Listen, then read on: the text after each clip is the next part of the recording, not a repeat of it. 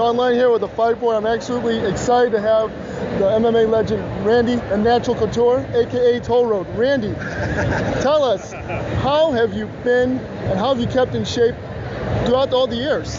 I own a gym. Being in the gym is a regular part of life for me, and it has been for a long, long time. I got to get my workouts in, or I start to go crazy. So yeah, it's just part of life. It's part of your routine. Excellent answer. I want to ask you next, any more of your films coming out in the future? Can we expect another Expendables? We're going to start filming another Expendables in the fall. Okay. So probably won't come out until 2017. We've got two smaller films we're going to start working on here in the next couple months, one of which will start next week. Right now it's called Legend of the Witch Hunter. I think the title is going to change. The other one is called Rust Belt. That one will happen in May, and then Expendables in fall sometime. So I'm trying to stay busy.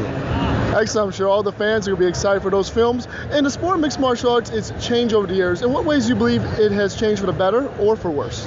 Well, obviously it's exploded and become a mainstream sport now, and we were fighting for a long time not to be considered a fringe sport, to be a mainstream real sport. And now I think it's grown so fast that there's been some growing pains. I think some of the things that some of the promoters, especially the UFC, who's still probably the premier promotion in the world, with their contracts and the way they're treating with some of the fighters and forcing uniforms on the fighters, have created some issues. And I think that fighters still have the issue of no health insurance, no real retirement programs. I think the Ali Act needs to be amended and include MMA, so that it takes away some of the power that leans really strongly towards promoters right now.